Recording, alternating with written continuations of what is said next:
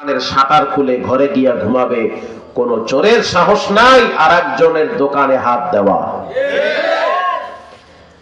তাহলে এই দেশে শান্তি প্রতিষ্ঠিত হোক, এটা আমরা চাই কি চাই না?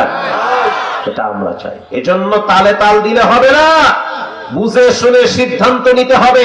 আগামীর বাংলাদেশ হবে কোরআনের বাংলাদেশ, ইনশাআল্লাহ। বলে ইনশাআল্লাহ। আমি জুমার দিন খালি বলছি যে ইনিল হুকমু ইল্লা লিল্লাহ, জমিন যার, আইন চলবে তার। গত 2 বছর আগে 2023 সালে জমিন যার, আইন চলবে তার। আচ্ছা আপনারাই বলেন, এই জমিনের মালিক কে? তাহলে আইন চলবে কার? ভাই চলুক ভাই না চলুক, কিন্তু আমাদেরকে তো সেই স্বপ্ন দেখতে হবে যে আগামীর বাংলাদেশ হবে কোরআনের বাংলাদেশ। সেখানে হিন্দু বৌদ্ধ খ্রিস্টান সবাই বসবাস করবে, কেউ কারো উপরে জুলুম করতে পারবে না। আয়না ঘর, গুম ঘর সব ভেঙে ভাসায় দেওয়া হবে, মানুষ নিরাপদে বাস করবে। তো শুধু বলেছিলাম জমিন যার, আইন চলবে তার। আল্লাহর হুকুম ছাড়া এই জমিনে একটা পাতাও লড়ে না। কোন তন্ত্র মন্ত্র দ্বারা মানুষের শান্তি আর সুশৃঙ্খল পরিবেশ আসতে পারে না। মানুষের মুক্তি আর সুখ শান্তি একমাত্র কোরআনের রাজ কায়েম হওয়ার মাধ্যমেই হওয়া সম্ভব। এর পরের দিন আমার নামে মামলা হয়ে গেছে 2টা অটো মামলা। আমি নরম মানুষ, সহজ সোজা মানুষ, আপনার নামে অটো 2টা মামলা হয়ে গেছে। তো ভিতরে যাওয়া লাগে না, এর আগে গেট থেকে আল্লাহ বাইর করে লই আইছে, আলহামদুলিল্লাহ। তো যাওয়াটাও ভালো ছিল, গেলে মোটামুটি কিছু বুঝে আইতো। ভিতরে না গেলে মূল্য বাড়ে না, কথা কর না কা? যত ভিতরে যাইবেন তত ইজ্জত বাড়বে। তো ভিতরে ঢুকতে পারলে আমি হয়তো হেলিকপ্টার নিয়ে ওয়াজ করতে পারতাম, কিন্তু ভিতরে যাইতে পারি নাই, গেট থেকে আইয়া পড়ছি। কথা হলো হক কথা, কোরআনের কথা। আপনি যদি আস্তে আস্তেও বলেন, তারপরেও রাম বাপনা আপনার উপরে ভিন্ন ভাবে সিস্টেমে কলে কৌশলে থামায় দেওয়ার তারা চেষ্টা করবে। এই যে আজকে আসার সময় দেখলাম আবুল সরকার, সে বলতে আছে আল্লাহ কোরআনে কইছে নাচতে। আউযুবিল্লাহ না নাউযুবিল্লাহ? কত বড় গাজাখড়ি কথা! কেমনে নাচতে কইল? কুল আউযু বিরাব্বিন নাস, সবাই নাচো। মালিকিন নাস, মাইয়া বলা একসাথে নাচো। ইলাহিন নাস, হিজলারাও নাচো, পুরুষরাও নাচো। আল্লাযী ইউওয়াসউইসু ফি সুদুরিন নাস, হে কইতে আছে ইউসুফু ফি সুদুরিন নাস। আমার কাছে তার ভিডিও এখনো আছে। আবুল সরকারের পক্ষে, এই বাউলদের পক্ষে যারা অবস্থান নিবে তাদের সাথে আমাদের কোনো সম্পর্ক নাই। স্পষ্ট দেখতহীন ভাষায় বলতে চাই, আপনাদের সিনিয়র নেতারা যারা আছে পরিষ্কার জানিয়ে দেন, যারা আল্লাহকে গালি দেয়, আবুল সরকার আল্লাহকে নিয়ে কটূক্তি করেছে। আসতে বলবেন না, জোরে বলেন, ঠিক না ঠিক? যেহেতু আল্লাহকে নিয়ে কটূক্তি করেছে, কোরআন নিয়ে স্পষ্ট ভাবে বিনায়া ইনায়া না, ইনডাইরেক্ট না, ডাইরেক্ট কোরআনকে নিয়ে ব্যঙ্গ করেছে।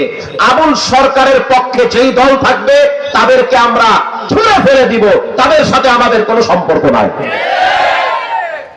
আমাদের ঈমান আগে, এই দলের চামচামি আগে হতে পারে না। আমাদের কি আগে? আমাদের ঈমান আগে, আমাদের আল্লাহ আগে, আমাদের তাওহীদ আগে, আমাদের রাসূল আগে। যারা ইসলামের পক্ষে, কোরআনের পক্ষে, রবের পক্ষে, আমরা তাদের পক্ষে। যারা ইসলামকে মাইনাস করে চলবে তাদের ছায়াও দেখতে চাই না। তাদের সাথে আমাদের কেন সম্পর্ক থাকবে?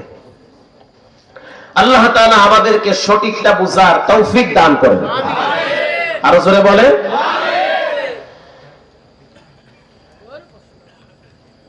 ঘুমায় গেছেন নাকি? কে কে ঘুমাইছেন হাত তুলেন। ওই যে ঘুমাইতে, এই যে ময়মনসিংহ ওয়াজে গেছি, বয়ান দিছে রাত 2টায়। গিয়ে বললাম যে আপনারা জান্নাতে যাবেন না জাহান্নামে যাবেন? কয়েকজনে খাড়ায় গেছে, আমরা জাহান্নামে যাব। রাত 2টার সময় ঘুমের চাপ এত বেশি যে কি কয় নিজেই বোঝে না। আমি বললাম জাহান্নামে যাবেন, আমিও যাবো না, আব্বাই যাইবে না। তা খাড়ায় গেছেন যে আমরা তো জানি মোল্লা মুন্সি যা কয় ভালোই কয়, তো তালে তাল দেওয়া যাবে না। আমরা বুঝে শুনে কথা বলবো, বুঝে শুনে টিপ দিব, বুঝে শুনে রায় দিব, ইনশাআল্লাহ বলেন ইনশাআল্লাহ। কালকের বয়ান দেখবেন, আবুল কালাম আজাদ বাশার সাহেব আমার খুব প্রিয় একজন মানুষ, আমি তার বয়ান নিয়মিত শুনি, খুব চমৎকার বয়ান করেন। তিনি একজন ভালো আলেম। দেখবেন মলম কত প্রকার কি কি জায়গা মতো লাগায় দিবে। যারা মলমের লোড সইতে পারবেন হেরা আইয়েন, আর যারা পাইবেন না হেরা দূরে দূরে টুপি গুল্লা বিড়ি টানবেন।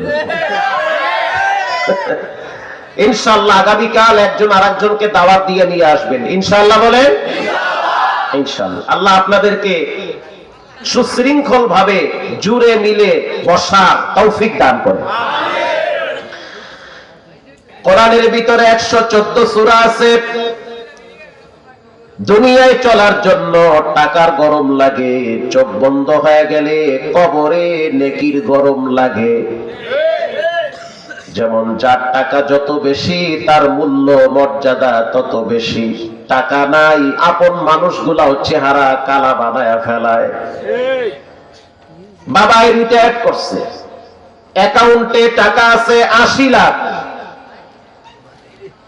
ছেলে মেয়েরা সারাদিন বাবার হাত পাও টিপে, একটু পর পর বাবারে চা খাওয়ায়, কফি খাওয়ায়। রাত 3টার সময় ছেলে আইসা মাথায় হাত দিয়া বলে, বাবা মাথা কি ব্যথা করে, একটু বানায় দেই। আসলে বাবার মাথা বানায় না, বাবার অ্যাকাউন্টে টাকা আছে, টাকার মাথা বানায়। এটা মুগ্ধার ঘটনা, ঢাকা, আমার নিজের চোখে দেখা। 3 বছর পর মুরব্বীর চেহারা হঠাৎ দেখি অন্ধকার। এত হাসি খুশি মানুষ কেন আপনার চেহারা মলিন হয়ে গেল? বলে এখন তো আর ছেলে মেয়েরা আগের মতো মূল্যায়ন করে না। অসুস্থ হয়ে 3 মাস পর্যন্ত বিছানায় পড়ে আছি, ছেলেরা আগের মতো চিকিৎসাও করতে চায় না। কারণ বাবার অ্যাকাউন্টে যতদিন টাকা ছিল ততদিন বাবার পায়খানা পচরাবো ছেলে মেয়েরা সাফ করার জন্য প্রস্তুত। টাকাগুলা পাম্পট্টি পাইরা নিয়ে গেছে, এখন বাবার কাশিটাও ভাল লাগে না। এটাই বাস্তবতা। এজন্য রব্বুল আলামিন বলেন, ইয়াউমা লা ইয়ানফাউ মালু ওয়ালা বানুন ইল্লা মান আতাল্লাহা বিকলবিন সালিম। আল্লাহ বলেন মাল কাজে আসবে না, টাকা পয়সা কাজে আসবে না। এইটা যখন বুঝছি তখন তোকে নিয়ত করছি, আল্লাহর মাইয়া বলার লাগে এত কিছু করে লাভ নাই, এটি কবর পর্যন্ত লয়া চাইবে। এরপরে কবরে রাইখা বাবার সম্পদ নিয়ে মারামারি কারাকারি করবে, তাই করতেছে। আব্বার লোকে দোয়া করবে, এইটাও করে না। রব্বুল আলামিন বলেন মাল কাজে আসবে না, সন্তান কাজে আসবে না। ইল্লা মান আতাল্লাহা বিকলবিন সালিম।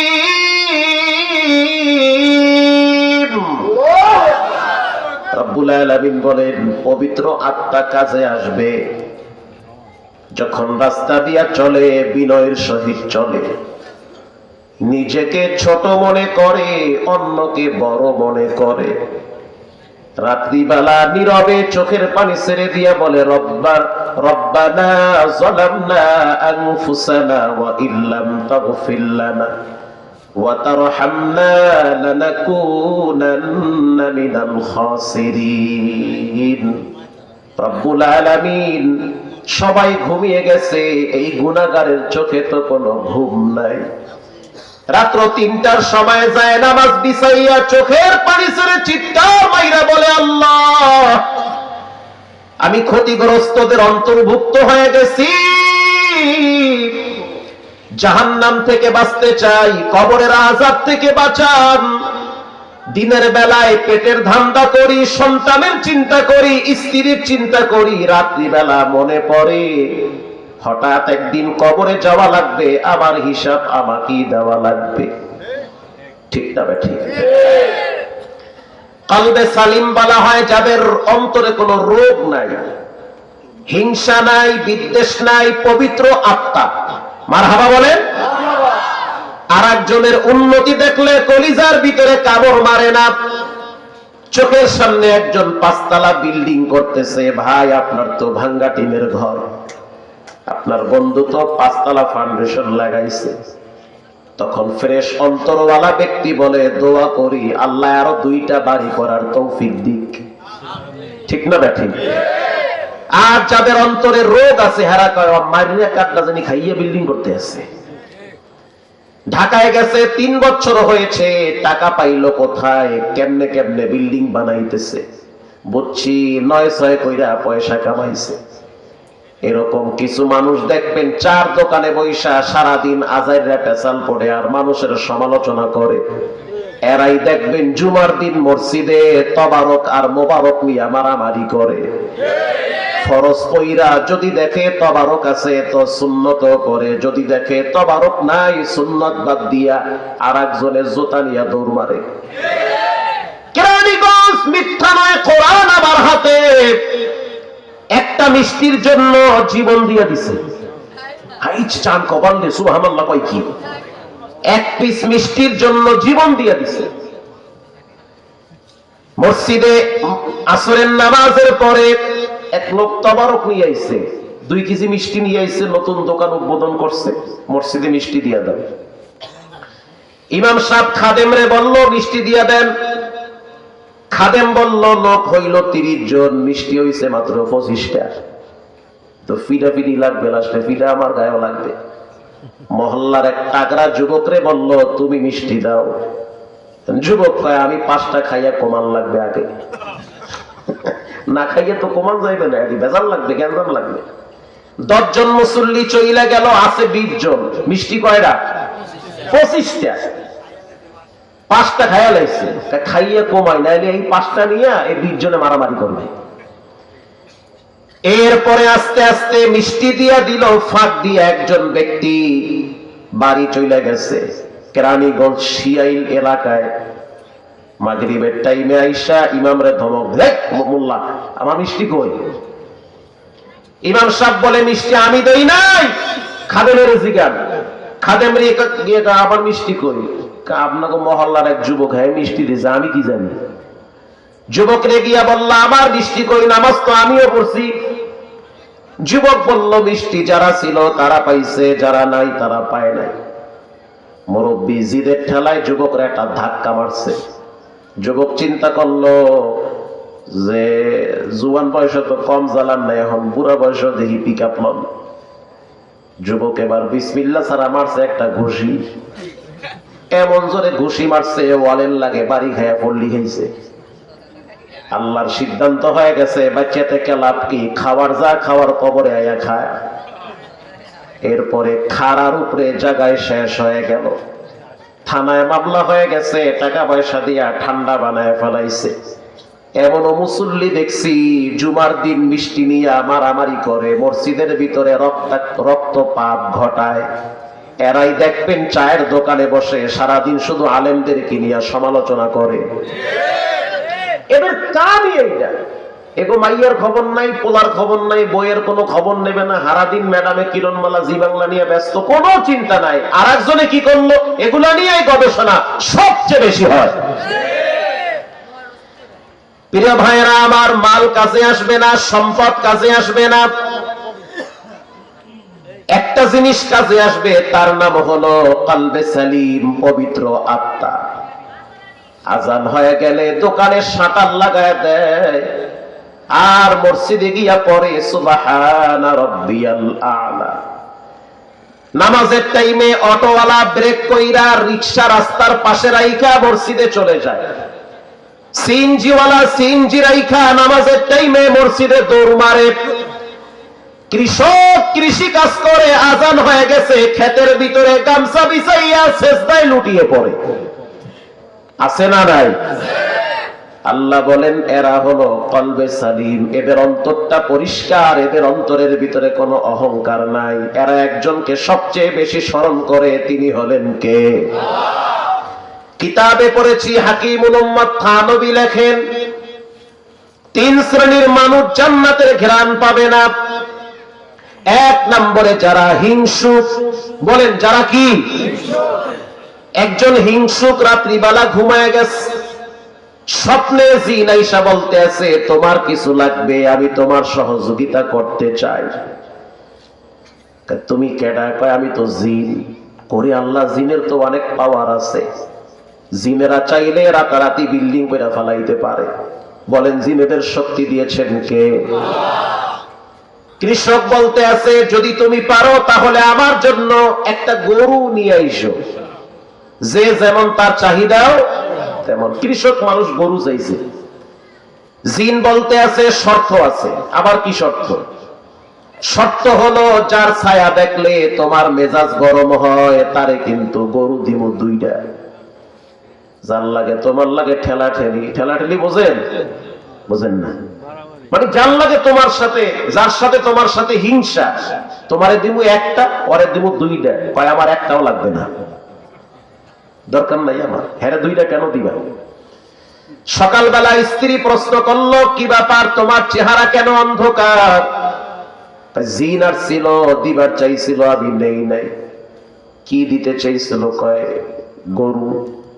নেও নাই কে? করে দেবে 2টা। ও কেডা? ওই যারে দেখলে আমার মাথা গরম হয় ওর। স্ত্রী বলল তোমারে যে 1টা গরু দিবে এটা কি বিনিময় না ফ্রি? ফ্রি দিবে। কামড়া করলা কি? ফ্রি যদি ব্রয়লার মুরগির খিচুড়ি দেয় এটাও তো বাঙালি পকেটে লয়। সাল্লাকা লইলে না। কিছুদিন পরে আবার জিনে আইসা বলে কিছু লাগবে? হ লাগবে। কি লাগবে? গরু দে। করে দিব 2টা। 6টা দে। করও দরকার নাই, হোনারও দরকার নাই। সকালবেলা তাকায় দেখে এর 1টা, ওর 2টা। এর যে 1টা দিল শুকরিয়া নাই, যার সাথে ঠেলাঠেলি ওরে যে 2টা দিল এজন্য কলিজায় কামড় মারছে। আমাদের সমাজে হিংসুক মহল্লায় মহল্লায় ঘুরে। এই হিংসার রোগ দোস্ত তোমার ভিতরেও কম নাই। এই হিংসা নিয়ে যদি সিজদা দাও, কসম খোদার সিজদাও কবুল হবে না। আরে মক্কা শরীফে গিয়েও হিংসা করে। আমরা 18 সালে হজে গেছি, কেরানীগঞ্জের একজন রিকশাওয়ালারে দেখছি বাইতুল্লাহ লাব্বাইকের আওয়াজ দেয়। আর একজনে জিজ্ঞাসা তুই আইলি কেমনে? রিকশা চালাও, হজে আইলি কেমনে? মিয়া সাহেব, টাকা থাকলেই হজ করা যায় না, টাকা থাকলেই যাকাত দেওয়া যায় না। হজ করা, যাকাত দেওয়া, মাদ্রাসা মসজিদে দান করা টাকার ব্যাপার না, তকদিরের ব্যাপার। আমি রব, আমার রব, আমি দুর্বল, আমার রব তো আর দুর্বল না। আল্লাহ কি দুর্বল? আল্লাহ নিয়ে এসে আমার হজ করতে। সেখানে গিয়েও আর একজনে হিংসা করে কেমনে আইলি? কেন আবি তুই হজে? তুই ফকির মানুষ, তুই দেশে গিয়ে কামলা টামলা দিয়ে খাবি, হজে কেন আবি তুই? কিছুদিন পরে আবার জিনে আইসা বলে কিছু লাগবে? বলে হ্যাঁ লাগবে। কি লাগবে? বলে 1 তালা বাড়ি কইরা দে। ওরে দিব 2 তালা। কথা কি বুঝেন? সকালবেলা তাকায় দেখলো পুকুরের পারে 1 তালা বাড়ি। ডাইনে মাথা ঘুরায় দেখে যার সাথে হিংসা তার কয় তালা? কিছুদিন পরে আবার জিনে আইসা বলে কিছু লাগবে? বলে হ্যাঁ লাগবে। কি লাগবে? কয় আমার একটা চৌকুডায়া লয়া যা। কেন? কেন বোঝো না? আমার 1টা নিবি, ওর 2টা নিবি। চিন্তা করে দেখেন, আমার 1 চোখ যদি নিয়ে যাও তাহলে আমি আর একটা চোখ দিয়ে দেখতে পারবো। ওর যদি 2 চোখ নিয়ে যাও তাহলে তো খালে পড়বে। বলেন তো ভাই এটাকে কি বলে? হিংসা। কুল্লু উতুল্লিন জাওয়াজিম মুস্তাকবিরিন মুতাকাব্বিরিন। হাজী সাহেব, গাজী সাহেব শুইনা লন, যার ভিতরে অহংকার আছে জান্নাতের ঘ্রাণ পাইবে না। যার ভিতরে হিংসা আছে জান্নাতের কাছেও যাইবে না। যার ব্যবহার খারাপ, যার কথার ভিতরে গালি আর গালি, সে জান্নাতের ঘ্রাণও পাবে না। এটা আমি বলি নাই, বলেছেন মুহাম্মদুর রাসূলুল্লাহ সাল্লাল্লাহু আলাইহি ওয়াসাল্লাম। আল্লাহ আমাদেরকে হেদায়েত দান করুন। আরো জোরে বলেন আমিন। রব্বুল আলামিন বলেন ওয়া'বুদুল্লাহ, আমার গোলামি করো, এটা আমার হক। প্রতিদিন 5 ওয়াক্ত সালাত আদায় করবা, আমার হক, সন্তানের হক আদায় করো, বউয়ের হক আদায় করো, মা বাবার হক আদায় করো, তো রবের হক গেল কই? অথচ রব বিনা টাকায় তোমারে শ্বাস দিয়েছে, অক্সিজেন দিয়েছে। চাইলে রব্বুল আলামিন বিছানায় সময় রাখতে পারতো। রবের দেওয়া নিয়ামত ভোগ করে ছেলে মেয়েদেরকে খুশি করো। রবের দেওয়া শক্তি দিয়া স্ত্রীর মুখে হাসি ফোটাও, অথচ রবের কিছুই দেও না। কুত্তার ভিতরে 10টা গুণ আছে। কুকুর তার প্রভু ভক্ত হয়। কুকুরকে যদি একটা রুটি দেন, কুকুর আপনাকে দেখে চিনে রাখবে, আপনার বাড়ির সামনে সারা রাত পাহারা দিবে। শুধু তাই না, বাড়িতে যদি একটা পাতা পড়ে, কুকুর দৌড়ায় গিয়া ধমক দিয়া বলে আমার মালিকের জন্য ক্ষতি না হয়। কথা কর না? ইমাম গাজ্জালি বলেন, পৃথিবীর মানুষ এত নিমুখ হারাম কেমনে হইলি? কুত্তার ভিতরে 10টা গুণ আছে, যদি একটা গুণ মানুষের ভিতরে থাকে, সে আল্লাহর ওলি হয়ে যাবে। 1 নম্বরে, কুকুর তার প্রভু ভক্ত বেশি হয়। কুকুর তার মালিকের ভক্ত বেশি। নানি বাড়ি বেড়াইতে গেলাম, সকালবেলা ফজরের আজানের সময় দরজা খুললা পর্দা আলাদা কইরা যখন বের হইলাম, তাকায় দেখলাম কালো একটা কুকুর উঠানে পা বিছায়া বসে আছে। যখন বের হইলাম, কুকুরটা আস্তে করে কাছে আইসা মাথাটা নত করে দিয়েছে। কারণ কুকুর বুঝতে পারছে আমার মালিকের বাড়ির মেহমান। কথা কর না? এটা আমার মালিকের বাড়ির মেহমান।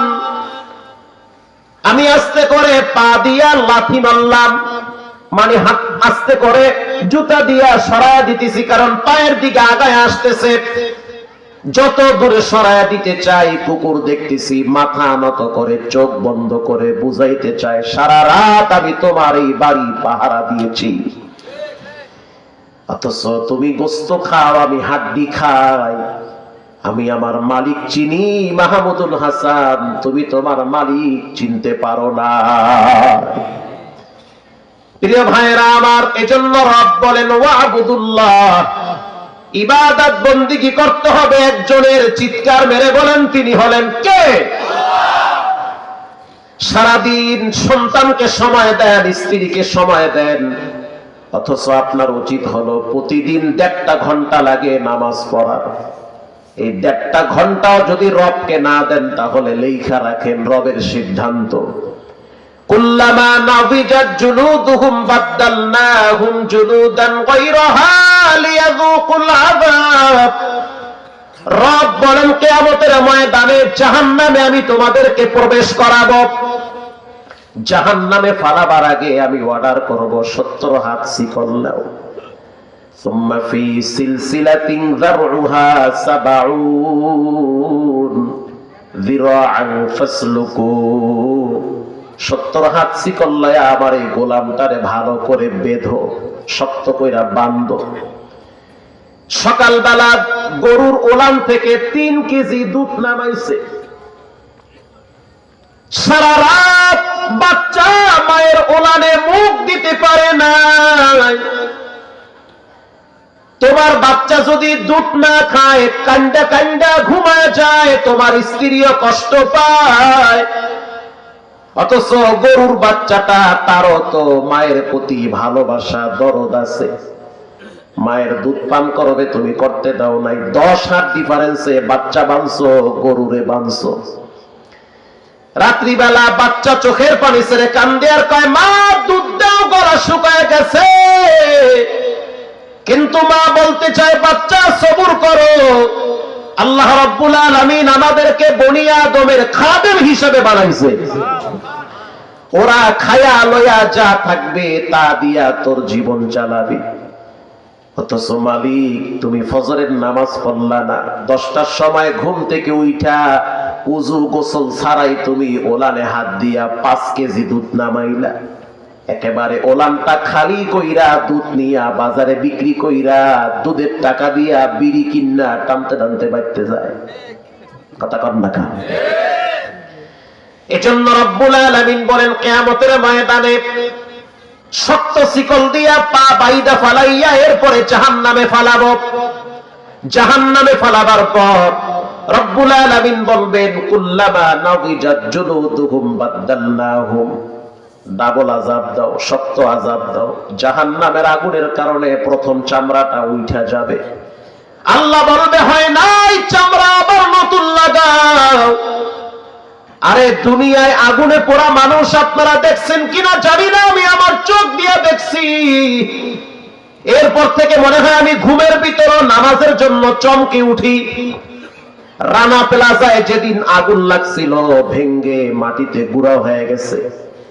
আমি তখন কেরানীগঞ্জ বাজারে জুমা পড়াইতাম, দেখার জন্য গেছি। এমনও যুবক দেখছি যার একটা সাইড পুইরা লাল হয়ে গেছে, হাতের ভিতর থেকে ধোয়া উঠতেছে, হাড্ডি গইলা গইলা চর্বি বায়া বায়া পড়ে। এমনও যুবক দেখছি যার হাত কাইটা বের করা লাগছে, কারণ ওয়াল পইরা পুরা হাতটারে আটকায় ফেলাইছে। টান মারলে কলিজা বের হয়। কল্পনাও করতে পারে নাই যে বিল্ডিং এর চিপায় আমার মরণটা এমন হবে। সেনাবাহিনী ওখান থেকে বের কইরা যখন এনাম মেডিকেলে নিল, তখন একজন সাংবাদিক যুবকরে প্রশ্ন করলো যে তুমি কি বলতে চাও বলো। পুলিশ ধমক দিয়া সরায় দেয়। সাংবাদিক তো টাইম বে টাইম বোঝে না, ধইরা ফেলায় মাইক। সে চিৎকার বাইরা বলতে আছে আমি দুইজন ব্যক্তির কাছে ক্ষমা চাই। একজন হলো আমি আমার মায়ের কাছে ক্ষমা চাই, আর একজন হলো আমি আমার আব্বার কাছে ক্ষমা চাই। এই দুইজন যদি ক্ষমা কইরা দেয় আমি তো মইরাও শান্তি পাবো। জাহান্নামের আগুন এর চেয়ে ভয়ঙ্কর তীব্র হবে। রব্বুল আলামিন বলেন যারা নামাজ ছাইরা দিছে ইচ্ছা কইরা, যারা দুনিয়ার রং তামাশায় মজা মারে, রব বলেন তাদেরকে নতুন চামড়া লাগাও। চামড়া নতুন লাগায় দিবে আল্লাহ তাআলা। জাহান্নামের আগুন দিয়ে চামড়া আবার সাফ কইরা উড়ায় ফেলাইবে। আবার নতুন চামড়া লাগবে, আবার চামড়া উঠবে, আবার নতুন চামড়া লাগবে। এরকম 3 বার চামড়া লাগবে, আবার 3 বার উঠবে। জাহান্নামীরা চিৎকার মেরে বলবে আল্লাহ আমাদেরকে বাঁচান। রব্বুল আলামিন তাদের কথায় কান দিবে না, তাদের দিকে তাকাবে না, কারণ তারা দুনিয়ার ভিতরে সন্তান আর স্ত্রী আর নেতা নেত্রী নিয়ে ব্যস্ত ছিল, আল্লাহর সময় দেয় নাই। এখন তোমার আওয়াজ কেউ শুনবে না। আরে ভাই, কিয়ামতের ময়দানে জান্নাত জাহান্নাম অনেক দূরের হিসাব। এবার তাজা একটা হাদিস শোনেন। রাসূল বলেছেন যে ব্যক্তি সর্বশেষ মারা যাবে তাকেও মাটির নিচে 40,000 বছর থাকা লাগবে। আপনি চিন্তা করে দেখেন এই মাটির নিচে 40,000 বছর কেমনে থাকবে। 2 নম্বরে কিয়ামতের ময়দান হবে 50,000 বছর। 40-50 কত হইল? পুলসিরাতের রাস্তা হবে 30,000 বছর। 1,20,000 বছর অতিবাহিত হওয়ার পরে এরপরে জান্নাত অথবা জাহান্নাম। এবার চিন্তা করে দেখেন কতটা সময় পার হওয়ার পরে আপনাকে একটা জায়গায় যাওয়া লাগবে। এর ভিতরে এই সময়টা আপনি কেমনে পার করবেন? হাদিসে আসছে যারা নামাজ পড়ে, নামাজের জন্য যারা অস্থির হয়ে যায়, খিদা লাগলে যেমন অস্থির হয়ে যাও, সন্তান অসুস্থ হইলে যেমন কোলে নিয়ে বাজারে দৌড় দাও, হসপিটালে, যারা নামাজের জন্য অস্থির হয়, আল্লাহ রাসূল বলেন কিয়ামতের ময়দানের 50,000 বছর তাদের সময়টা হবে যোহর থেকে আসর পর্যন্ত যেই সময়, এটাই হবে তাদের সময়। সুবহানাল্লাহ, জোরে বলেন। প্রিয় ভাইরা আমার, এরপরে রব্বুল আলামিন বলেন ওয়াবিল ওয়ালিদাইনি ইহসানা। আল্লাহর হক, বিশুদ্ধ ইবাদত, শিরক মুক্ত ইবাদত। লা রাজ্জাকা ইল্লাল্লাহ, আমার রিজিকের মালিক একজন। চিৎকার মেরে বলেন তিনি হলেন কে? চাকরি আমারে খাওয়ায় না, ব্যবসা আমারে খাওয়ায় না, পৃথিবীর ডিগ্রি আমারে খাওয়ায় না। আরে ডিগ্রি যদি তোমারে খাওয়াইতো তাহলে অশিক্ষিতর আন্ডারে ডিগ্রিওয়ালারাও তো চাকরি করে। কথা কন না কা? সাইন দিতে পারে না অশিক্ষিত গন্ড মূর্খ, অথচ 3টা গার্মেন্টস এর মালিক তার আন্ডারে বিশেষ চাকরি করে। অশিক্ষিত মূর্খ কোম্পানির মালিক, তার আন্ডারে MA পাস কমপ্লিট করেছে, শিক্ষিতরা চাকরি করে। তো বোঝা গেল চাকরি খাওয়ায় না, ডিগ্রি খাওয়ায় না, ব্যবসা খাওয়ায় না, খিলানেওয়ালা একজন, তিনি হলেন কে? এবার আসেন ভাইরা আমার, প্রতিদিন বৃষ্টি হয় না, মাঝে মাঝে বৃষ্টি হয়। এই গ্রামে বৃষ্টি হয়, অন্য গ্রামে বৃষ্টি হয় না। আবার মাঝে মাঝে আকাশটা মেঘাচ্ছন্ন হয়, বৃষ্টি হয় আর এক জায়গায়। জানতে চাই বৃষ্টি নামানোর মালিক কে? মায়ের পেটে বাচ্চা সাদা না কালা, বাচ্চা ছেলে নামে, একটা পরিপূর্ণ রূপ না আসা পর্যন্ত ডাক্তারের বাবাও বলতে পারে না কেমন বাচ্চা আল্লাহ তারে দিছে। এবার জানতে চাই বাচ্চা কালা না ধলা, এটা দেওয়ার মালিক কে? বাচ্চা দেওয়ার মালিক কে? রব্বুল আলামিন বলেন, পৃথিবীর মানুষ বাচ্চা আমি দেই, কাউকে ছেলে দেই, কাউকে মেয়ে দেই, কাউকে ছেলে দেই না, কাউকে মেয়ে দেই না। আবার এমন হয় একসাথে 4টা বাচ্চা দেই। লিল্লাহি মুলকুস সামাওয়াতি ওয়াল আরদি ইয়াখলুকু মা ইয়াশাউ ইনাসা। আমার মনে চায় আমি দেই, মনে চায় না দেই না। তবে মনে রাখবে, কোন মাজারওয়ালা, বাজারওয়ালা, খাজা বাবা, কেবলা খাবা, এরা বাচ্চা দেওয়ার মালিক না। বাচ্চা দেয় কে? শিরিক মুক্ত ইবাদত। যখন আপনি নামাজে দাঁড়ান, পাশে কে দাঁড়াইলো, সামনে কে দাঁড়াইলো, এগুলো পরে দেখা লাগবে। আমি কার সামনে দাঁড়াইছি এটা মনে করতে হবে আগে। মানুষ যখন দেখে তখন আমার নামাজ স্লো হয়, মানুষ যখন দেখে না তখন আমার নামাজ দ্রুত হয়ে যায়। যখন ডাইনে দেখি বড় হুজুর, তখন আমার রুকু সেজদা ধীরে ধীরে হয়। আর যখন দেখি কেউ নাই, তখন আমার রুকু সেজদা কম্পিউটারের মতো চলে। মনে রাখতে হবে, আমি যা কিছু করি না কেন আমাকে একজনে ফলো করেন। আলাম ইয়ালাম বিআন্নাল্লাহা ইয়ারা, তিনি হলেন কে? প্রিয় ভাইরা আমার, এরপরে আল্লাহ রাব্বুল আলামিন বলেন, ওয়া বিল ওয়ালিদাইনি ইহসানা। আল্লাহর হকের পর মা বাবার হক। সুবহানাল্লাহ, কয় কি? রিদার রাব্বি ফি রিদাল ওয়ালিদ। মা বাবা খুশি তো রব খুশি, মা বাবা বেজার তো রব বেজার। বাবার দরবারে গরু নিয়ে যায়, অথচ বছর চলে যায়, মা একবেলা গরুর গোশত পায় না। কথা কন না? বাবার দরবারে সুন্দর কইরা শাড়িয়ার লঙ্গি পরাইয়া উট নিয়ে যায়, অথচ মা বছর চলে যায়, একবেলা গরুর গোশতর খাবার পায় না। মাকে অবহেলা করে বৃদ্ধাশ্রমে ফালায় রাখে, অথচ একটা বারের জন্য চিন্তা করলাম না এই পৃথিবীর মুখ দেখাইছে মা আর বাবা। আল্লাহ কোরআনে বলেছেন, ওয়াহনান আলা ওয়াহানি ওয়া ফিসাল। তোমার জন্য সবচেয়ে বেশি কষ্ট করেছে তোমার মা। কেমন কষ্ট করছে জানো?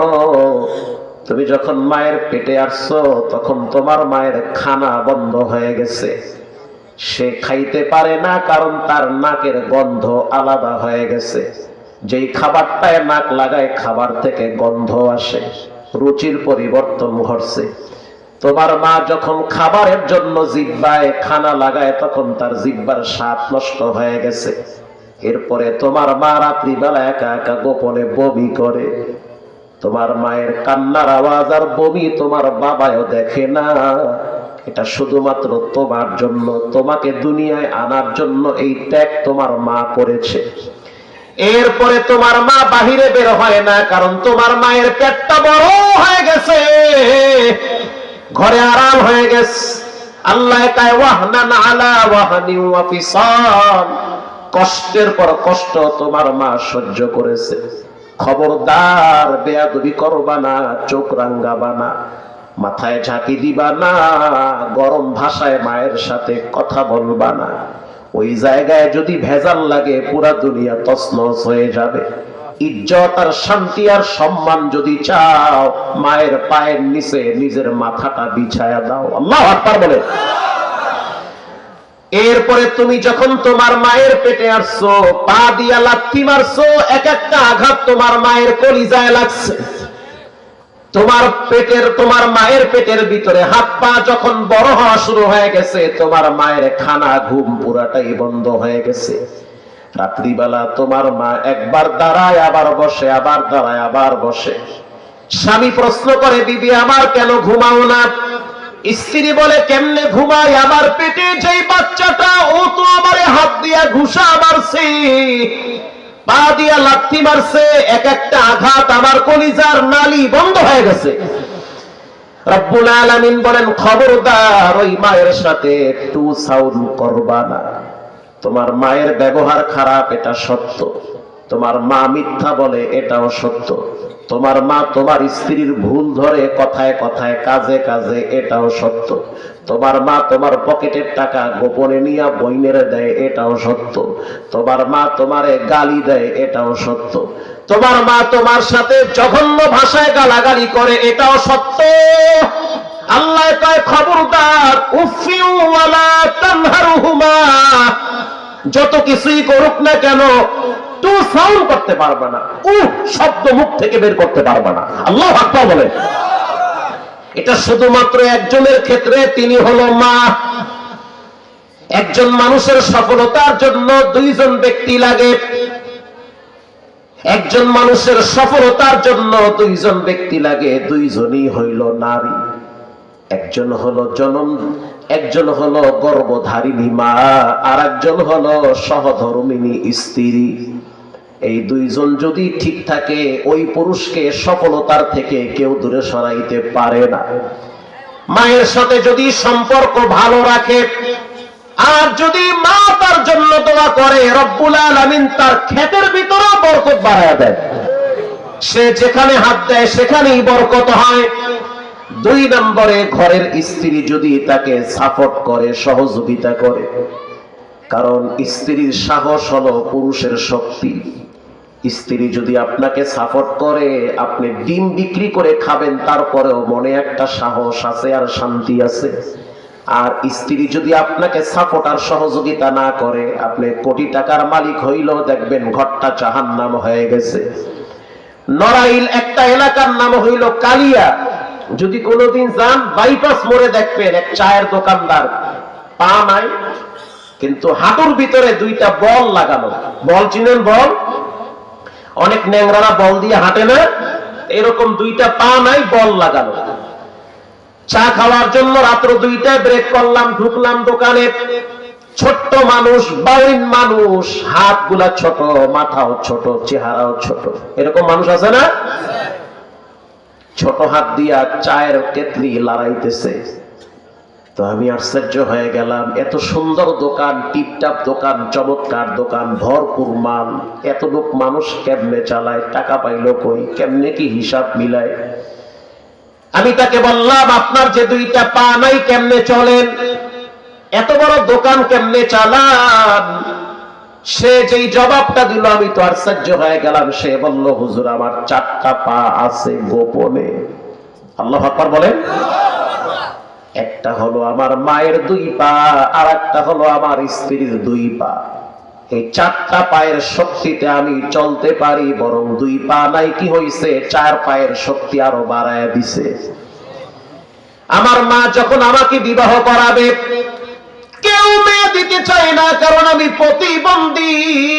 আমি তো নিজে নিজে প্রতিবন্ধী হই নাই, বানাইছেন কে? আমার মা অনেক কাঁদছে যে আমি ছেলেটারে কেমনে বিয়ে করাবো। কিন্তু আমাদের পাশের গ্রামের একজনের মেয়ে আমার সাথে বিবাহ বসার জন্য রাজি হয়ে গেছে। সে কিন্তু প্রতিবন্ধী না, কিন্তু কেন জানি আল্লাহ পাক তার দিলটা আমার জন্য নরম করে দিয়েছে। কারণ কলম ঘুরায় রাখছেন কে? ওটা তো উপর থেকে লেখা হয়ে গেছে কার সাথে কার জোড়া মিলবে। যখন নতুন বিবাহ হইল, এলাকার অনেকেই আমার স্ত্রীকে টিটকারি করছে, প্রতিবন্ধীর সাথে বিয়ে করছে, জীবন তো সংকীর্ণ হয়ে যাবে। আমাকে লজ্জা দিয়েছে, আমার স্ত্রীকেও লজ্জা দিত। বাসর রাত্রে আমার বিবি আমার হাত ধরে কানের 2টা রিং খুলে আমার পায়ের সামনে রাখছে, মানে হাঁটুর সামনে আমারে ফালায়া রাখছে, আর বলতে আছে, এই রিং 2টা দিলাম, এটা আমার মা কষ্ট করে আমার কানে উঠায়া দিছে। এই ঋণ 2টা বিক্রি করে তুমি ছোট্ট একটা চায়ের দোকান দিবা, কারো কাছে হাত পাতবা না। আল্লাহর সন্তুষ্টির জন্য পরিবারের বোঝা ঘাড়ে নিবা, আর রব্বুল আলামিন এই চায়ের দোকানের ভিতরে বরকত বাড়ায় দিবে। কারো কাছে হাত পাতবা না তুমি, বরকত রিজিক ব্যবসার ভিতরে আল্লাহ 10 গুণ বাড়ায় দেয়। মারহাবা বলেন। আমার স্ত্রীর কথা শুই না মনে হয় আমি আমার নতুন জীবন ফিরে পাইলাম। এরপরে আমি 2টা কালের ঋণ বিক্রি করছি, বিক্রি কইরা ছোট্ট একটা চায়ের দোকান নিয়ে বসলাম। আল্লাহ রাব্বুল আলামিন এমন বরকত দিছে, এমন বরকতের দ্বার খুইলা দিছে, এই দোকানে আজকে প্রায় কয়েক লক্ষ টাকার মাল। রব্বুল আলামিনের দয়ায় আমার পাশের জায়গাটাও নিছি। আগামীতে স্বামী স্ত্রী মাকে নিয়ে হজে যাব, নিয়েই তো করছি। বলেন বরকত দেওয়ার মালিক কে? আরে ভাই, এরকম যদি আমি একটা একটা বলি, কয়েক ডজন এরকম আমার পকেটে জমা আছে। কিন্তু মায়ের সাথে দুর্ব্যবহার করলে, সম্পর্ক খারাপ রাখলে এদের পরিণাম যাযাবরের মতো হয়। এরা মায়ের সাথে সম্পর্ক খারাপ, একটা টাইমে বইয়ের সাথেও সম্পর্ক খারাপ হয়। এক সময় বড় হওয়ার পর বাচ্চারাও তার পক্ষে থাকে না, সব মায়ের পক্ষে চলে যায়। তখন একা একা ফকিরের মতো জীবন কাটাইতে হয়। এর অন্যতম একটি কারণ হলো মায়ের সাথে সম্পর্ক খারাপ। পৃথিবী বিখ্যাত একজন ওলির নাম হলো বাইজিদ বুস্তামি। আল্লাহু আকবার বলেন।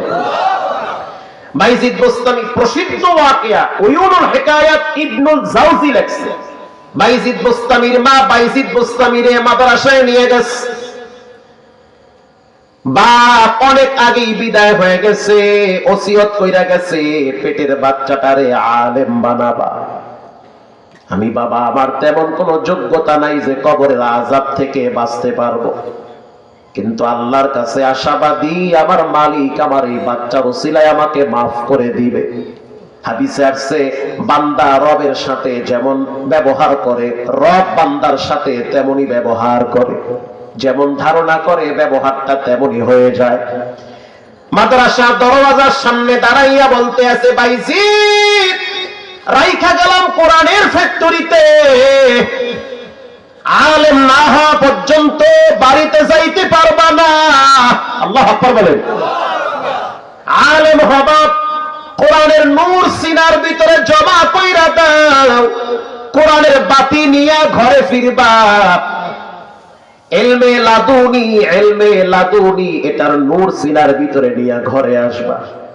বসরা নগরীতে মা ছেলেরা রেখে আসছে মাদ্রাসার গেটে, আলেম হয়ে আসবা। কারণ রব্বুল আলামিন কোরআনে বলেছেন, উতুল ইলমা দারাজাত, যার ভিতরে কোরআনের জ্ঞান আছে রব তার মর্যাদা বাড়ায় দেয়। এটা রবের ওয়াদা আছে। বাইজিদ বুস্তামির মা বাইজিদ বুস্তামিরে মাদ্রাসায় রাইখা গেছে, ছোট্ট মানুষ, মাত্র 11 বছর বয়স। কিছুদিন পর মায়ের কথা মনে পড়া গেছে। উস্তাদজির সামনে দাঁড়াইয়া বলতে আছে, উস্তাদ আমি আমার আব্বারে দেখি নাই, মায়ের কয়েকদিনের জন্য পাইছি, কিন্তু আমার মাকে এখন খুব দেখার ইচ্ছা জাগছে। আমার মনটা চায় আমি একটু মাকে দেখা আবার চলে আসবো, মাদ্রাসায় ছুটি দেন। ওস্তাদ চায় না যে তারে ছুটি দিবে, বাড়িতে গেলেই তো তার পড়া পিছায়া যাবে। এজন্য ওস্তাদ তাকে এক পর্যায়ে বইলা ফেলাইছে, যদি কোরআনের 3 ভাগের 2 ভাগ সবক শুনাইতে পারো তাহলে ছুটি পাবা, তা না হলে ছুটি পাবা না। বাইজিদ বুস্তামি রাহমাতুল্লাহি আলাইহি সকালে বিকালে পড়তে পড়তে ওস্তাদ যেই সীমানা দিছে, যেই সময় দিছে, সময় হওয়ার আগে ওস্তাদের কাছে গিয়া বলল, 23 পারা মুখস্থ করছি 11 দিনে। আল্লাহু আকবার জোরে বলে। উস্তাদ এবার পড়া শুনলো, খুশি হয়ে গেল। কি করবে, ওয়াদা করছে ছুটি দিবে। 23 পারা শুনাইছে, যাও ছুটি দিলাম, বাড়িতে চলে যাও। হ্যাঁ যুবক, জীবনে শান্তি আর সফলতা পাবা না যদি মা বাবার সাথে খারাপ ব্যবহার করো। আর পৃথিবীর সবাই যদি তোমার উল্টা হয়, আব্বা আম্মার সাথে যদি সম্পর্ক ভালো হয়, তোমার গন্তব্য আর সফলতা কেউ ঠেকাইতে পারবে না। বাইজিদ বুস্তামি চলে গেছে বাড়িতে, দরওয়াজার সামনে দাঁড়াইয়া মা বইলা ডাক দিছে। আওয়াজ যখন ভিতরে ঢুকছে, মা কোনো আওয়াজ দেয় না। আরে আমি তো বাইজিদরে রাইখে আসছি, সে তো আলেম হয়ে বাড়ি আসবে। বাইজিদ বুস্তামি আবার ডাক দিয়েছে, মা দরজা খুলো। মা বলতে আছে, বাইজিদ তো আলেম হয়ে বাড়িতে আসবে, এটা তো বাইজিদকে আমি বলেছি, এখন কেন আসলো? তোমার আওয়াজ তো আমার বাইজিদের মতো মনে হয়, কিন্তু তুমি বাইজিদ না। বাইজিদ বলল, আমি বাইজিদ। ওস্তাদ আমার একটা সময় দিছে, টাইম দিছে, এতগুলা পড়া মুখস্থ করলে ছুটি দেওয়া হবে, আমি মুখস্থ কইরা শোনায়া বাড়িতে আসছি। বাইজিদের মা বলতে আছে, আসা যাবে না, দরওয়াজা বন্ধ কইরা রাখছি, আলেম না হওয়া পর্যন্ত তোমার চেহারা আমি দেখতে চাই না। কেমন মা, কেমন সন্তান! আরে কাটা তো যখন বের হয় ওটা চিকন হইয়া বের হয়। বাইজিদ বুস্তামি চলে গেল মাদ্রাসায়। দীর্ঘদিন পার হয়ে গেছে, যখন তিনি আলেম হইল, হাফেজ হইল, উস্তাদ তার মাথায় পাগড়ি পরায়া দিছে, কালকে সকালবেলা পাগড়ি নিয়ে বাড়িতে যাবা। এর ভিতরে মাঝে মাঝে বাইজিদের মা দেখার জন্য মাদ্রাসায় যাইতো। যেই দিন বাইজিদ মাথায় পাগড়ি পাইল, আলেম হাফেজ হইল, এলেমের পাগড়ি মাথায় পায়ে গেছে, রাত্রিবেলা বাইজিদ ঘুমাইছে। বাইজিদের ওস্তাদ তো আর যেন তেন ওস্তাদ না, ওস্তাদ রাত্রিবেলা ঘুমায় গেছে। ঘুমের ভিতরে স্বপ্নে দেখতে আছে মদিনার দুলাল রাহমাতুল্লিল আলামিন বাইজিদের ওস্তাদের মাথার কিনারায় দাঁড়িয়ে আছে, আর বলতে আছে, বাইজিদের ওস্তাদ, বাইজিদকে একটা পাগড়ি কেন দিলা? ওকে দুইটা পাগড়ি দাও, একটা হলো ইলমের পাগড়ি, আর একটা হলো তাকে আমি আল্লাহর পক্ষ থেকে সুলতানুল আরিফিন ওলি বানায়া দিছে, আর একটা হলো তাসাউফের পাগড়ি, আধ্যাত্মিক জগতের সম্রাট আল্লাহ বানায়া দিছে, পাগড়ি পরাইয়া দাও। একটা নয়, দুইটা পাগড়ি পরায়া দাও। বাইজিদ বুস্তামি সকালবেলা মায়ের কাছে চলে গেছে দুই পাগড়ি নিয়ে, দরওয়াজার সামনে ডাক দিয়েছে, মা তোমার বাইজিদ আলেম হয়ে বাড়ি আসছে। মা দরওয়াজা খুইলা দিছে, কিন্তু মা চোখে দেখে না, অন্ধ হয়ে গেছে। মা বলতে আছে, বাইজিদ আমি তো তোরে দেখতে পাই না, তোর মাথাটা আমার একটু কাছাকাছি নিয়ে আসো। বাইজিদ এবার যখন মায়ের মাথার পাশে দাঁড়াইছে, মা হাত দিয়া বাইজিদের চেহারা বুলাইয়া দেয়, কপালে চুমা দেয়, গালে চুমা দেয়, বাইজিদের দাড়ি মা ধইরা বলতে আছে, আল্লাহ তোরে এমন কবুল করছে যেটা আমি স্বপ্নেও দেখেছি। পাগড়ি বুঝি দুইটা নিয়ে আসছো? বলে, মা কেমনে জানলা? বলে, এটা আগের থেকে ইলহাম হয়ে গেছে। আল্লাহু আকবার বলেন। এটা মায়ের কলিজার ভিতরে আল্লাহর পক্ষ থেকে টান লাগায়া দিছে। বাইজিদ তুমি আমার জন্য উজুর পানি নিয়ে আসো, সময় ঘনাইয়া আসছে। হয়তো রব্বুল আলামিন তোমাকে বিদায়ের, তোমাকে দেখার মতো সুযোগ আমাকে দিয়েছে, শেষবারের মতো। বাইজিদ বুস্তামি রহমাতুল্লাহি আলাইহি উজুর কেতলি নিয়ে আসছে। অন্ধ মা চোখে দেখে না, বাইজিদ বুস্তামি নিজের হাতে পানি দিয়া মায়ের উজু করায়া দিল, আর বলল, বাইজিদ যায় নামাজটা বিছাইয়া পশ্চিম দিকে আমারে দাঁড় করাইয়া দাও। অন্ধ মাকে পশ্চিম দিকে দাঁড় করাইয়া রাখছে, দাঁড় করাইয়া রাখলো। এখনো পর্যন্ত বাইজিদের মা নামাজের নিয়ত শুরু করে নাই। যায় নামাজে দাঁড়াইয়া বলতে আছে, রব্বুল আলামিন বাইজিদের বাবারে বইলা দেন আমি তার আমানত যথাযথভাবে আদায় করেছি। বাইজিদের বাপ মৃত্যুর আগে আগে বলেছিল, বিবি আমার সন্তানটারে আলেম বানাবা। রব্বুল আলামিন আপনি সাক্ষী, আমার সন্তান বাইজিদের বাবার আমানত আমি যথাযথ পালন করছি। ওর পাগড়ি গতকালকে রাত্রে উঠছে, আজ বুঝি আমার বিদায়ের সময় হয়ে গেছে। বাইজিদ রাহমাতুল্লাহি আলাইহি মারে জড়া ধইরা বলতে আছে, মা এটা কি শুনতেছি? মা বলতে আছে, সাইরা দাও, দেখা হবে জান্নাতে। বাইজিদ বুস্তামি রাহমাতুল্লাহি আলাইহি তার মাকে নামাজে দাঁড় করায় দিল। যখন নামাজে দাঁড়াইয়া তিনি সূরা তেলাওয়াত শুরু করলো, সূরাটা শেষ করলো, রুকুতে গেল, লম্বা টাইম রুকুতে কাটাইলো। এরপরে সিজদায় গিয়া চোখের পানি ছেড়ে কান্দে আর কয়, রব্বানা আতিনা ফিদ দুনিয়া হাসানা ওয়া ফিল আখিরাতি হাসানা ওয়া কিনা আযাবান নার। পড়তেছে পড়তেছে পড়তে পড়তে পড়তে পড়তে সিজদার ভিতরে তার জানটা বের হয়ে গেছে। বাইজিদ বুস্তামি মায়েরে আঞ্জা কইরা ধইরা বিছানায় শোয়া চেহারার দিকে তাকায় দেখলো মনে হইতেছে চেহারায় নূর চমকাইতেছে। বাইজিদ বুস্তামি এমনে এমনে ওলি হইতে পারে নাই, মায়ের দোয়ায় ওলি হইছে।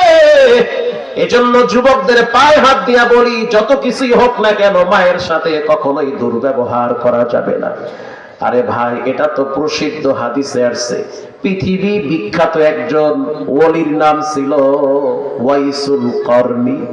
দেখতে অনেক সুন্দর, স্বাস্থ্যবান ব্যক্তি, উঁচা লম্বা। তখন তার বসবাস ছিল করায়ান নামক এলাকায়, ইয়ামেনে থাকে, কিন্তু তার কলিজাটা পইরা আছে মদিনায়। শুনতে পাইল মক্কা থেকে হিজরত করে মদিনায় আসছে রাহমাতুল লিল আলামিন।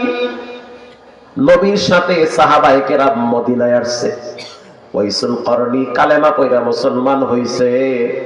মুসলমান হওয়ার পরে তার কলিজাটা চইলা গেছে মদিনার জমিনে।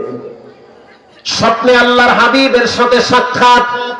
আর এক বর্ণনায় আসছে মদিনায় চিঠি লাগছে, আমি ওয়াইসুল করনি মদিনায় আসতে চাই, মদিনার ধুলা বালু দেহে লাগাইতে চাই, উসমান আলী তালহা জুবাইরকে দেখতে চাই, এমনকি যার সামনে সূর্য আর চন্দ্র দুর্বল হয় সেই কামলেওয়ালার চেহারাটা দেখতে চাই। কিন্তু আমি কেমনে আসি? আমার মা তো অসুস্থ, বিছানা বন্দী হয়ে গেছে। আমি যদি মদিনায় আসি তাহলে আমার মাকে কেউ খাওয়াইবে না, আমার মার প্রস্রাব পায়খানার খাতা কেউ সাফ করবে না। ওগো আল্লাহর হাবিব, আমি কেমনে মদিনায় আসবো? রাহমাতুল লিল আলামিন বলল, মদিনায় আসতে হবে না, মায়ের খেদমত করো, মর্যাদা আল্লাহ বাড়ায়া দিবে। ওয়াইসুল করনির কলিজাটা ঝাঁঝরা হয়ে গেছে মদিনায় যাওয়ার জন্য। সকালবেলা মা ডাইকা বলে, ওয়াইস তুমি আবার পাশে একটু বসো। আমি তোমার মনের অবস্থা বুঝতে পারছি, তোমার মন চায় মদিনায় যাওয়ার জন্য, কিন্তু আমার জন্য তুমি যাইতে পারো না, এটা আমার জন্য কষ্টকর। আমার আব্বা বেরেনষ্ট করে কয়েকদিন আগে বিছানায় পড়ে গেছিল। আলহামদুলিল্লাহ এখন হাঁটতে পারে, সুস্থ আছে, স্বাভাবিক জীবন যাপন করেছে। আমি বেশ কিছু সময় তার পাশে কাটাইতে পারছি, সুযোগ পাইছি। এমনও হয়েছে যে গুরুত্বপূর্ণ একটা কাজে বাহিরে যেতে হবে, যাই নাই, সব কাজ করে বাবার কাছে থাকি। বাবায় মাথায় হাত দিয়ে বলছে যে গুরুত্বপূর্ণ সময় নষ্ট করে বাবার কাছে সময়টা দিলা। আমি দিল থেকে দোয়া করলাম, রব্বুল আলামিন গুরুত্বপূর্ণ ব্যক্তিকে তোমার পিছনে ঘুরাবে, গুরুত্বপূর্ণ ব্যক্তিদেরকে তোমার পিছনে পিছনে ঘুরাবে, এমন সময় আসবে। কেন তুমি গুরুত্বপূর্ণ সময় বাদ দিয়া বাবার পিছনে সময় দিলা? আমি বললাম, আল্লাহ এবং নবীর পরে আমার কাছে সবচেয়ে গুরুত্বপূর্ণ ব্যক্তি হলো মা আর বাবা। ওয়াইসুল করনি রাহমাতুল্লাহি আলাইহি মদিনায় যাইতে পারে নাই, মা বিদায় হয়ে গেছে। রাসূলুল্লাহ ওসিয়ত করেছে, আমার জীবদ্দশায় ওয়াইসুল করনিকে তোমরা পাবা না। আমার মৃত্যুর পরে ওয়াইসুল করনি মদিনায় আসবে, মক্কায় আসবে। ওয়াইসুল করনির চেহারাটা এরকম, স্বাস্থ্য এরকম, যেই জামাগুলা পরে আস্তিমগুলা অনেক ঝুলানো। ওয়াইসুল করনির অবয়ব সম্পর্কে রাসূলুল্লাহ নিজে বলেছেন। শুধু তাই না, ওয়াইসুল করনির পিঠের ভিতরে একটা কালো চিহ্ন আছে। এটা দেখেই বুঝতে পারবা যে ওয়াইসুল করনি, ওর বাড়ি হলো ইয়ামেনে, ওর গ্রামের নাম হলো করায়ান নামক এলাকা। হযরত ওমর রাদিয়াল্লাহু তাআলা আনহু, হযরত আলী রাদিয়াল্লাহু তাআলা আনহু দুইজনই নবীর পাশে বসা। আল্লাহর রাসূল বলল, ওগো আলী, ওগো ওমর, তোমরা যদি ওয়াইসুল করনিরে পাও তাহলে তোমাদের জন্য দোয়া চাবা। আল্লাহু আকবার বলে। হযরত ওমরকে বলে, তোমার জন্য দোয়া চাও? আলী, তোমার জন্য দোয়া চাও? কারণ ওয়াইসুল করনি মায়ের দোয়া নিতে নিতে নিতে নিতে হাত তুললে রব ডাইরেক্ট দোয়া কবুল করে। রব্বুল আলামিন অপেক্ষায় থাকে, ওয়াইস কখন হাত তুলে কি চায়, যা চায় তাই আমি তাকে দিব। কিয়ামতের ময়দানে কয়েক কোটি উম্মতকে ওয়াইসুল করণীর উসিলায় রব্বুল আলামিন জাহান্নাম থেকে জান্নাত দিয়া দিবে। হাদিসের কিতাবে আসছে। তো ওয়াইসুল করণী টাকার গরম ছিল না, ওয়াইসুল করণী উট চড়াইতো, এই মর্যাদায় ভূষিত হয়েছে শুধুমাত্র মায়ের দোয়ায়। হযরত ওমর রাদিয়াল্লাহু তাআলা আনহু লম্বা টাইম তারে খুঁজলো, কোথাও পায় না। নবীর ইন্তেকাল হয়ে গেছে, নবীজির ওফাত হয়ে গেছে। হযরত আলীর সাথে নিয়ে হযরত ওমর চলে গেল হজের সফরে মক্কায়। মক্কায় যাওয়ার পরে অলিতে গলিতে ঘুরে আর চিৎকার মারে, কোথায় ওয়াইসুল করণী? কেউ চিনে না কোথায় ওয়াইসুল করণী, কোথায় বাড়ি, কোথায় ঘর। হযরত আলী তো ছিল যথেষ্ট জ্ঞানের অধিকারী। নবীজি বলেন, আনা মাদিনাতুল ইলম ওয়া আলিয়্যুম বাবুহা, আমি হইলাম ইলমের ঘর, সেই ঘরের দরওয়াজা হইল আমার জামাই হযরত আলী। হযরত আলীর চেকন বুদ্ধি আছে, যথেষ্ট জ্ঞানের অধিকারী। হযরত আলী রাদিয়াল্লাহু তাআলা আনহু বলতে আছে, ভাই ওমর, এভাবে খুঁজলে পাওয়া যাবে না, তার চেয়ে আমরা খবর নিয়ে দেখি ইয়ামেন থেকে কোন হাজী সাহেবরা হজ করার জন্য মক্কায় আসছে, ইয়ামেনের তাবু কোন জায়গায় আছে। রাত্রিবেলা চইলা গেছে ইয়ামেনের তাবু খুঁজতে খুঁজতে খুঁজতে গিয়া দেখে মক্কা থেকে 3 কিলোমিটার দূরে তাবু গাইরা ফেলাইছে, লেখা আছে ইয়ামেন, মানে ইয়ামেনের মানুষ এখানে বাস করে, হজের সফরে আসছে। হযরত ওমর রাদিয়াল্লাহু তাআলা আনহুকে ইয়ামেনের মানুষ চিনে না, শব্দ ভেসে চলে। দরওয়াজার সামনে ডাক দিয়া বলতে আছে, ইয়ামেনের বাসিন্দা কারা? সবাই দাঁড়ায় বলতে আছে, আমরা ইয়ামেন থেকে আসছি। আচ্ছা সবাই বসেন, করায়ান নামক এলাকা থেকে কারা আসছেন? 2 জন যুবক দাঁড়ায় বলল, আমরা করায়ান নামক এলাকা থেকে আসছি। হযরত ওমর বলল, তোমাদের মাঝখানে ওয়াবাইস নামক কার, অর্থাৎ ওয়াইসুল করণী কার নাম? 2 জনের একজন বলতে আছে, আমার চাচাতো ভাইয়ের নাম ওয়াইস, সে পাগল টাইপের মানুষ। হযরত ওমর বলে, সে পাগল না, তোমরা পাগল। সে পাগল না, তোমরাই পাগল। সে এমন একজনের পাগল যার জন্য রব এবং নবী 2 জনই ওয়াইসের পাগল। কারণ ওয়াইসুল করণী তো মা ভক্ত সন্তান। চাচাতো ভাই বলতে আছে, ওয়াইস পাগল টাইপের মানুষ, সে এখানে নাই।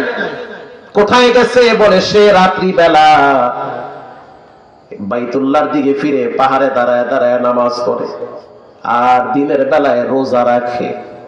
তার চোখের গোড়ায় পানি লেগে থাকে, কারণ কিছুদিন আগেই তো তার মায়ের নিজের হাতে কবরে দাফন দিছে।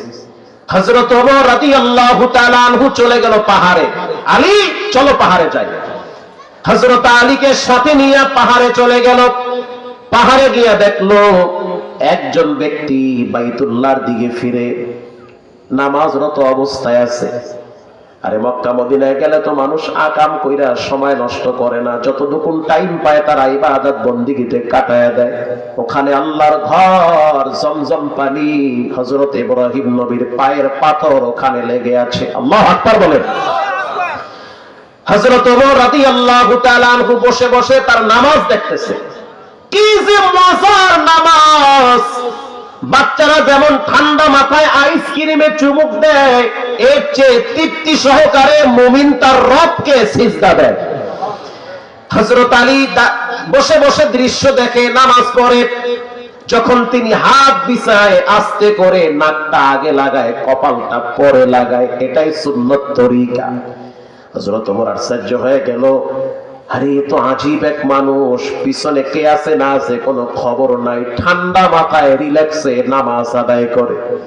নামাজ শেষ হওয়ার পর হযরত ওমর রাদিয়াল্লাহু তাআলা আনহু তাকায় দেখলো ওয়াইসুল করণী 2টা হাত উপরে তুলে দিয়েছে, আর চোখের পানি ছেড়ে দিয়া বলে, রব্বির হামহুমা কামা রাব্বায়ানি সাগীরা। এই দোয়াটা না হইলো 100 বার পড়েছে। হযরত আলী বলে, আর কতবার পড়বে? বলে, পড়তে দাও, কারণ তার দিলটা ভাঙ্গা, তার মা কবরে চলে গেছে। তার আসল পুঁজি কবরে গেছে, তার জান্নাত কবরে ঘুমাইয়া আছে, তারে পড়তে দাও, সে পড়তে পারলেই তো কলিজায় শান্তি পায়। লম্বা সময় দোয়া হয়ে গেল, হযরত ওমর কাছে গিয়া সালাম দিল, প্রশ্ন করলো তুমি কে? ওয়াইসুল করনি বলে আমার নাম হলো আব্দুল্লাহ। হযরত আলী বলে আমরাও তো আব্দুল্লাহ, আব্দুল্লাহ মানে আল্লাহর বান্দা, সবাই তো আল্লাহর বান্দা আমরা জানি। এবার বলো তোমার মা তোমার নাম কি রাখছে সেটা বলো। ওয়াইসুল করনি বলে আপনারা কারা, কেন আমার সাথে এমনটা করেন? আমার নাম কি হোক না হোক পরের কথা, কেন আমাকে বারবার আপনারা এই কথা জিজ্ঞাসা করেন? হযরত আলী বলতে আছে না, তোমার নাম বলা লাগবে। ওয়াইসুল করনি তো চিনে না, এই দুইজন হলো নবীজির সবচেয়ে কাছের মানুষ, একজন জামাতা আর একজন হলো হযরত ওমর। এবার হযরত ওমর প্রশ্ন করলো, ঠিকঠাক মতো বইলো, তোমার মা তোমার নাম কি রাখছে? তখন বলল আমার মা আমার নাম রাখছে ওয়াবাইস অথবা ওয়াইসুল করনি, করায়ান নামক আমার গ্রাম। হযরত ওমর বলতে আছে তুমি একটু দাঁড়াও। যুবক দাঁড়াইছে। হযরত ওমর বলতে আছে একটু হাঁটো, একটু হাঁটছে। হযরত ওমর লারির দিকে তাকায় বলতে আছে যে নবীর কথার সাথে তো মিলে গেছে, ওর হাঁটা আর চোখের চাহনি দেখা নবীর কথার সাথে তো অনেকটাই মিলে গেছে। হযরত ওমর বলতে আছে তোমার পিছনের জামাটা সরাও। নবী বলছে পিছনে একটা চিহ্ন আছে। বলার সাথে সাথে ওয়াইসুল করনি জামা সরায় ফেলাইছে। হযরত ওমর তাকায় দেখলো পিছনে একটা কালো চিহ্ন লেগে আছে। হযরত আলীর গায়ে হাত দিয়া বলল, মাথার উপরে হাতটা দিয়া বলতে আছে আলী নবীর কথার সাথে মিলছে, ইনি হলো ওয়াইসুল করনি। বুকের সাথে জড়া ধইরা কপালে চুমা দিয়া বলতে আছে আমার জন্য দোয়া চাই, আমি হইলাম মক্কা মদিনার খাদেম, আমি হইলাম হযরত ওমর, আমি হইলাম এই জাতির রাখাল, আর এই আমার পাশে আছে নবীজির জামাতা হযরত আলী। আমরা দুইজনে তোমার কাছে দোয়া নেওয়ার জন্য আসছি, কারণ হলো তোমার খেদমত মায়ের পিছনে এতটাই ছিল, রব তোমার দোয়া তোমার আওয়াজ তোমার কণ্ঠ তোমার আমিন পুরাটাই কবুল করে নিয়েছে। পৃথিবীর ইতিহাসে তোমার নাম স্বর্ণের অক্ষরে লেখা থাকবে। যুবক ভাইয়েরা আমার, আব্বা আম্মার সাথে কখনোই খারাপ ব্যবহার করবেন না। বাবাই বুড়া হয়ে গেছে, মেজাজ গরম হয়ে যাবে, এক কথা 10 বার বলবে, রাগ করবেন না। মা এক কথা 100 বার বলবে, ধমক দিবেন না। এমন সময় ছিল আপনার 200 কথা মা হজম করেছে। পৃথিবীর ইতিহাসে সবচেয়ে নামি দামি একজন সাহাবীর নাম হলো আবু হুরায়রা। আল্লাহু আকবার বলে। আবু হুরায়রার মা আবু হুরায়রাকে আঘাত করেছে, কেন নবীর দরবারে যায়। আবু হুরায়রা রাগ করে নাই, বরং নবীর দরবারে গিয়ে বলে হুজুর আপনার কাছে আসছি এজন্য মা আমারে মারছে। নবীজি বলল তুমি কি তোমার মায়ের বিরুদ্ধে বিচার দিতে আসছো? কয় না না, আমি চাই আপনি নবী আমার মায়ের জন্য দোয়া করেন। আল্লাহর হাবিব হাত তুলছে, মালিক আবু হুরায়রার মাকে হেদায়েত দাও। আবু হুরায়রা জোরে দৌড় মারছে। হযরত আবু বকর বলে কিরে আবু হুরায়রা এত জোরে দৌড় মারছো কেন? আবু হুরায়রা বলতে আছে নবীর দোয়া আমার বাড়িতে আগে যায় না, আমি আগে যাই এটা দেখার জন্য। কারণ নবী তো হাত তুলছে, তার মানে কবুল হয়ে গেছে। হযরত আবু হুরায়রা বলেন যখন আমি ঘরের দরওয়াজায় পাটা রাইখা মা বইলা ডাক দিছি, আমার মায়ের কণ্ঠের ভিতরে হেদায়েতের নূরের আওয়াজ পাইছি। আমি তাকাইয়া দেখলাম আমার মা গোসল কইরা উঠছে, সাদা চাদর গায়ে দেওয়া, চুলের গোড়া থেকে পানি পড়তে আছে আমার বুড়ি মা। আর আমি আমার মাকে বললাম ও মা আজকে তুমি আমারে মারবা না? কয় না মারমু না, নবীর দরবারে নিয়ে যাও, কালেমা পড়ার জন্য রেডি হয়ে গেছি। আবু হুরায়রা কান্দা কান্দা মায়ের জড়ায় ধইরা বলতে আছে আল্লাহ, আবু হুরায়রা এত দূর আসার পিছনে সবচেয়ে বড় অবদান হলো আমার মা। প্রিয় যুবক ভাইরা আমার, জীবনে কোনোদিন মায়ের সাথে বেয়াদবি করবা না। রব বলেন ওয়াকাদা রাব্বুকা আল্লা তা'বুদু ইল্লা ইয়াহু ওয়া বিল ওয়ালিদাইনি ইহসানা। আল্লাহর ইবাদত করো, মা বাবার খেদমত করো, তাদের হক আদায় করো। তারা বিছানায় পইরা গেলে খবরদার নাক সিটকাবা না, প্রস্রাব পায়খানা নিজের হাতে সাফ করবা। আমি সাভারে এমনও র্যাবের অফিসার দেখছি, সেনাবাহিনীর অফিসার, গ্রামের বাড়ি হইল বরিশাল বাখেরগঞ্জ সূত্রাপুর এলাকায়।